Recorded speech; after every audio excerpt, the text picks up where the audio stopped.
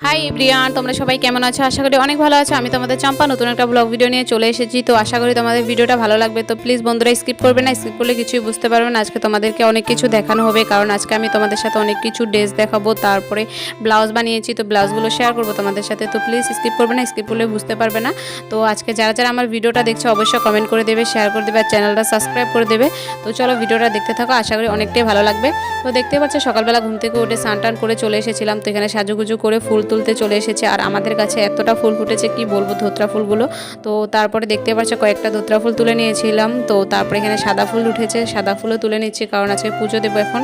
তো আমাদের কাছে এখন তো ফুল অনেকটাই কম রয়েছে, ধোত্রা ফুলটা অনেকটাই বেশি ফুটে। তো দেখতে পাচ্ছ এখানে সাদা ফুল রয়েছে, আর ঘটি ফুল তুলতে যাচ্ছিলাম। আমাদের বাড়ির পাশে সামনেই রয়েছে, এই যে বন্ধুরা দেখতে পাচ্ছ সামনেই রয়েছে পুরো ঘটি ফুল গাছ আমাদের। তো এখানটা গাছটা অনেকটাই বড় হয়েছে, কিন্তু ফুলটা এতটা ধরেনি। তো দেখতে পাচ্ছ কয়েকটা ফুল ফুটেছে, তো আমি এগুলোই নিয়ে যাচ্ছি এখন। তো গাছটা বড় হয়েছে কিন্তু ফুলটা তো আর নেই। তো যে কয়টা পেয়েছি ওই কয়টা নিয়ে চলে যাচ্ছে এখন। আর ধোত্রা ফুলগুলো বড় দেখে থালটা দেখতে পাচ্ছ অনেকটা ভরে গিয়েছে ফুলে। তো এখন দেখতে পারবে কয়েকটা আমি সাদা ফুল তুলে নেব, কারণ ফুলটা কম দেখা যাচ্ছিলো বলে কয়েকটা আরও তুলে নিয়েছিলাম সাদা ফুলগুলো। আর এই সাদা ফুল গাছটা অনেকটাই ভালো লাগে, কারণ এখানে ফুল অনেকটাই ধরে। আর দেখতে পাচ্ছ গাছটা কি সুন্দর হয়ে উঠেছে। তার পাশে আরেকটা ফুল গাছ রয়েছে, এটা কি গন্ধরাজ ফুল বলে। তো এই গাছটা দুটোটা গাছ এক লগের জন্য, তার জন্য গাছটা বড় হতে পারছে না। তো দেখতে পাচ্ছ ফুল আমি সব তুলে নিয়েছি ঠাকুর ঘরে, এখন ঠাকুর পুজোটা দিয়ে দেবো। তো তোমাদের সাথে কিছু কথা বলছিলাম। তো দেখতে পাচ্ছ এখন পুজোটা পুরো কমপ্লিট হয়ে গিয়েছে, তো তোমাদের সাথে শেয়ার করছিলাম। দেখতে পাচ্ছ আর অন্ধকার হয়ে রয়েছে, কারণ লাইটটা দেওয়া ছিল না, তো তার জন্য।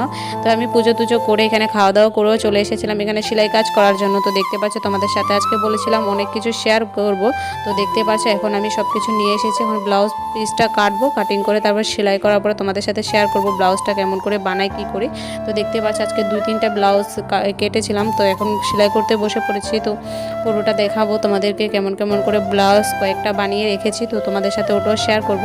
তো এখানে সেলাই করতে করতে তোমাদের সাথে দেখতে পাচ্ছ এখানে পিঠের সাইডটা আমি জয়েন করে নিয়েছি। তো দেখতে পাচ্ছ সেম শাড়ি আমি আমার মার জন্য কিনেছিলাম দুর্গাপুজোতে। তো এটা আরেকজন মানুষ নিয়েছে, তো কাস্টমারটা এসে আমাকে বলেছিল এমন করে ব্লাউজ বানিয়ে দেওয়ার জন্য। তো দেখতে পাচ্ছ ব্লাউজগুলো আমি এখন পুরো কাটিং করে সব জয়েন্ট লাগিয়ে নিয়েছি, এখন ফিটিং করতে বাকি রয়েছে, ফিটিংটা করে নেব। আর দেখতেই পাচ্ছ সেলাই মেশিনের নিচে এতটা অবস্থা হয়ে রয়েছে, কাপড় সেলালে এমনটাই হয়, কারণ কি এখানে অনেক কাটাকাটি পরে কাপড়, তো তার জন্য। তো তোমাদের সাথে বলেছিলাম না শেয়ার করবো অনেক কিছু কাপড়। দেখতে পাচ্ছ কয়েকটা কাস্টমার এসেছিলো এখানে কুর্তির সেটগুলো, তোমাদের কেমন লেগেছে অবশ্যই কমেন্ট করে জানাবে। তো কুর্তির সেটগুলো আমার তো অনেকটাই ভালো লেগেছে, সবগুলোই ভালোই ছিল মোটামুটি। তো দেখতে পাচ্ছ যে একটা তোমাদের অনেক কিছুই অনেক 3-4টা রয়েছে এখানে কুর্তির সেটগুলো, সবগুলো এনেছিল এখানে খাপানোর জন্য, কারণ ঢিলা ছিল তাদের, তো তার জন্য একটু খাপানোর জন্য বলেছিল। তো এটা দেখতে পাচ্ছি এটা সিম্পলের মধ্যে অনেকটাই ভালো লাগছিলো। তো আমি এখন কুর্তির সেটগুলো খাপিয়ে নিব, কারণ কাস্টমার একটু জলদি লাগে, তো তার জন্য। তো দেখতে পাচ্ছ সেলাই করতে এখন বসে পড়েছিলাম। আর তোমাদের সাথে বলেছিলাম আমি ব্লাউজগুলো কয়েকটা বানিয়ে রেখেছিলাম, ওগুলো শেয়ার করব। তো দেখতে পাচ্ছি যে বিছনার অবস্থা কতটা 3-4টা ব্লাউজ রয়েছে, এগুলো বানানো হয়ে গেছে, তো তোমাদের সাথে ওটাই শেয়ার করছিলাম।